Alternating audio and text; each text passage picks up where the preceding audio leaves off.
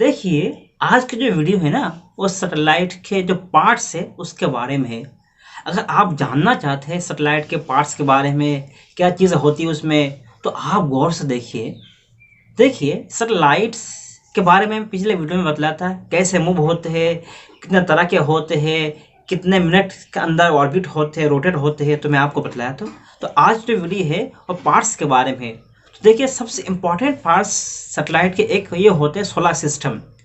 Solar system जो इस तरह से निकल जाते हैं, वो एक्चुअली ये एनर्जी लेने के लिए होता है, पावर लेने के लिए होता है। जैसे कि हमारे घरों में इलेक्ट्रिसिटी होता है, लाइट जलाने के लिए, पंखा वगैरह सब कुछ चलाने के लिए इलेक्ट्रिसिटी होते है। ऐसे तौर पर सैटेलाइट में इलेक्ट्रिसिटी तो इस तरह वायर्स नहीं होते और सोलर सिस्टम से होते। तो सोलर सिस्टम ये बहुत पावरफुल होते हैं, जो आमतौर पर हमारे घरों के जो सोलर सिस्टम होते हैं उससे कई गुना ज़्यादा पावरफुल सोलर सिस्टम होते हैं। ये पूरे सैटेलाइट को पावर देते हैं, एनर्जी देते हैं। अब ये सन से हो गया, इसी तरह सूरज से हो गया, पावर लेते हैं। सोलर सिस्टम पावर कैप्चर करते हैं, पूरे सैटेलाइट को देते हैं। तो एक पार्ट सैटेलाइट के सोलर सिस्टम है। उसके बाद देखिए, नंबर 2 पर जो पार्ट्स है सैटेलाइट के, वो रेडिएटर से। रेडिएटर से एक्चुअली कूलिंग सिस्टम ही का काम करता है। जैसे हर चीज़ में कूलिंग सिस्टम होते, मोबाइल में, लैपटॉप में, हर चीज़ में कूलिंग सिस्टम होते। ऐसे ही सैटेलाइट में cooling system radiators actually radiation से, जो सन के रेडिएशन होते हैं और वेदर कैसे रहते हैं, ऊपर जो उसके रेडिएशन कैसे रहेंगे, और के लेयर के होते रेडिएटर्स जो सैटेलाइट को प्रोटेक्ट करते हैं। और जो रेडिएशन सन के जो लाइट होते हैं उससे सैटेलाइट को बचा कर रखते हैं। ये रेडिएटर्स ये कई लेयर होते हैं इसके अंदर। जैसे कूलिंग सिस्टम वेपर चैम्बर होते हैं मोबाइल के अंदर, ऐसे ही रेडिएटर्स जो सनलाइट को प्रोटेक्ट करते हैं सन के रेडिएशन से, सूरज के रेडिएशन से, इसी तरह मौसम के रेडिएशन से, वेदर से प्रोटेक्ट करते हैं। ये तो रेडिएटर्स है। नंबर 2 पे ये बहुत इंपॉर्टेंट पार्ट्स है सैटेलाइट के। उसके बाद नंबर 3 पे जो पार्ट्स है वो प्रोपेलेंट टैंक है।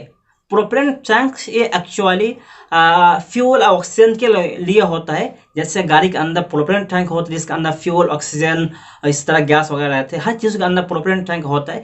ऐसे ही सैटेलाइट के अंदर प्रोपेलेंट टैंक होता है। मैं यहाँ पर शो कर रहा हूँ, अब देखिए। तो इसके अंदर फ्यूल, इस ऑक्सीजन रहता है जो सोलर सिस्टम में काम आता है। सोलर सिस्टम के अंदर इसी तरह सैटेलाइट के अंदर काम आते हैं। तो प्रोपेलेंट टैंक नंबर 3 जो पार्ट्स है। उसके बाद नंबर 4 जो पार्ट आते हैं वो ऑर्बिट कनेक्शन इंजन होते हैं। देखिए, ऑर्बिट कनेक्शन इंजन ये एक्चुअली अर्थ से और सोलर सिस्टम जो कनेक्शन होते हैं, ऑर्बिट कनेक्शन इंजन ये कनेक्शन के लिए होते हैं। इकोसिस्टम होते हैं एक्चुअली, एक कॉन्टैक्ट रहने के लिए होते हैं ऑर्बिट कनेक्शन इंजन। तो ये नंबर 4 पे पार्ट्स है, ये बहुत इंपॉर्टेंट पार्ट्स है। उसके बाद नंबर 5वां पे जो पार्ट्स आते हैं वो एटीट्यूड कंट्रोल थ्रस्टर है। देखिए, एटीट्यूड कंट्रोल थ्रस्टर, इसका दूसरा नाम है रिएक्शन कंट्रोल सिस्टम। ये क्या होता है?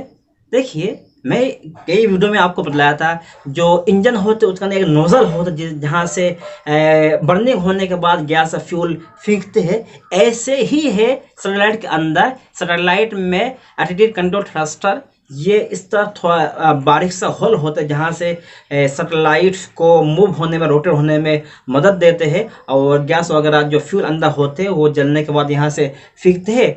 तो एटीट्यूड कंट्रोल थ्रस्टर ये वेदर के अंदर घूमने, रोटेट होने में सैटेलाइट को मदद करते हैं। और होल्स होते, मैं यहाँ पर शो कर रहा हूँ, आप देखिए कैसे होल्स होते।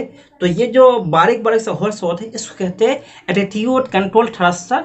इसका दूसरा नाम होता है रिएक्शन कंट्रोल सिस्टम। तो ये भी बहुत इंपॉर्टेंट पार्ट है सैटेलाइट के रोटेट होने में, मूव होने में, एक जगह से दूसरी जगह मूव होने में ये काम करते हैं। उसके बाद नंबर 6 पे और 7वां पर जो पार्ट्स होते हैं वो हाई गेन एंटेना और इसी तरह मीडियम गेन एंटेना। ये एक्चुअली जैसे कि हर चीज़ों के अंदर एंटेना होते हैं जो कनेक्शन को बाकी रखने के लिए और कनेक्शन एक दूसरे से कनेक्शन लेने के लिए जो एक एंटेना होता है। हर हमारे घरों में एंटेना होता है, मोबाइल के अंदर एंटेना होता है, इसी तरह हर चीज़ों के अंदर एंटेना होते हैं कनेक्शन के लिए, एक दूसरे से कांटेक्ट रहने के लिए। तो ऐसे ही सोलर सिस्टम में आपको शो करो, आप देखिए कैसे होते हैं, क्या एंटेना कितने कैसे तरह के होते हैं। उसके अंदर मिरर भी होते हैं, इस तरह प्लेट सा होता है और सामने ह्यूज निकल जाते हैं। तो ये एंटेना होते हैं, एक मीडियम गेन होता है, एक हाई गेन एंटेना होते हैं जो अर्थ से कनेक्शन अप लिंक और डाउन लिंक जो कनेक्शन होते हैं अपलिंक और डाउनलिंक क्या होता है, देखिए ऊपर से जो आते हैं कनेक्शन, ऊपर से जो डेटा भेजते हैं उसको अपलिंक कहते हैं, और नीचे से जो कनेक्शन यानी अर्थ से जो कनेक्शन सैटेलाइट के अंदर होते हैं तो उसको डाउनलिंक कहते हैं। तो इस अपलिंक डाउनलिंक जो कनेक्शन होते हैं ये हाई गेन और मीडियम गेन एंटेना के जरिए होते हैं, ये एक दूसरे से कनेक्ट रखते हैं और एक दूसरे डेटा वगैरह कलेक्ट करते हैं। तो ये दो पार्ट्स बहुत इंपॉर्टेंट है। और इसके अलावा नंबर 8वां पे जो पार्ट्स है वो माइक्रोस्कोप होता है। देखिए ये बहुत इंपॉर्टेंट पार्ट्स है सैटेलाइट के। माइक्रोस्कोप एक्चुअली जगह के डिस्कवरी के लिए, इसी तरह कहाँ पर क्या है खोज लगाने के लिए, डिस्कवरी के लिए माइक्रोस्कोप होते हैं। जूम करके देखते हैं कौन सी चीज़ कहाँ पर है, और डिस्कवर साइंटिस्ट ही के लिए होते हैं, इसी तरह देखने के लिए होते हैं। इस मैं आपको बतलाया था सैटेलाइट किस तरह के होते हैं, ये नेविगेशन सिस्टम होता है, और इसी तरह वेदर का सैटेलाइट होते हैं जो उसके अंदर माइक्रोस्कोप कैमरा होता है। तो इसके अंदर भी सैटेलाइट के अंदर माइक्रोस्कोप होता है जो जगह का डिस्कवरी के लिए और चीज़ों को देखने के लिए ये काम आते हैं। तो नंबर 8वां पे जो पार्ट्स है वो माइक्रोस्कोप कैमरा माइक्रोस्कोप होता है, ये देखने के लिए होते हैं, डिस्कवरी के लिए होते हैं। उसके बाद 9वां पे जो पार्ट्स आते हैं रोबोटिक आर्म्स है।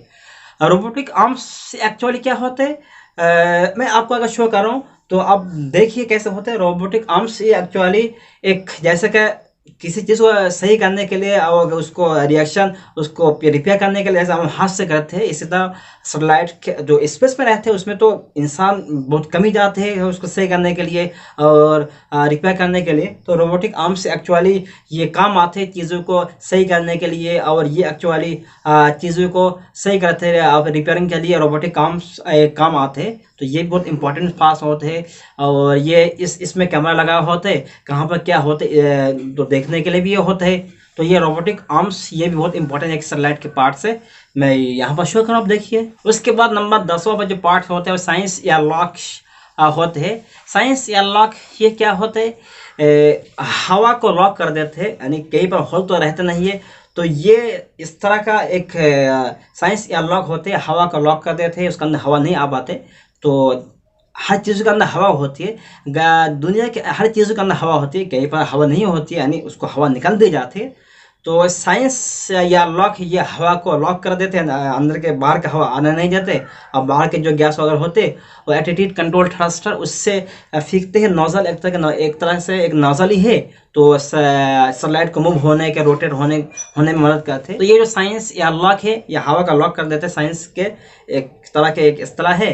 तो ये कई तरह के पार्ट्स है। तो देखिए सैटेलाइट के जो पार्ट्स है मैं आपको जो बतलाया तो आप गौर से देखिए और नोटिस कीजिए। देखिए इसके अलावा और भी सैटेलाइट होते हैं जो स्पेस के सैटेलाइट होते हैं, उसमें भी और तरह की चीज़ें होती है, जैसे कि डक पॉजिटिव डक होता है, यानी एक सैटेलाइट मिल जाते हैं, जो मॉड्यूल होते हैं एक मॉड्यूल से मिल जाते हैं तो डक होते हैं पॉजिटिव डक, और इस तरह मिलने के यानी इस तरह एक से जुड़ जाते हैं तो डक भी होते हैं, पॉजिटिव डक होते हैं। तो और भी कई भी चीज़ें होती है, कई तरह की चीज़ें होती है जो मैं आपको बतलाने रहा हूँ, लंबी हो जाएगी, तो आप इतनी चीज़ याद रखिए और देखिए गौर से। और बस ये थोड़ा इम्पोर्टेंट वीडियो है, आप प्यार दिए सपोर्ट कीजिए और चैनल को आगे बढ़ाइए, लाइक कीजिए। Okay, see you next, be happy and keep smile, see you next.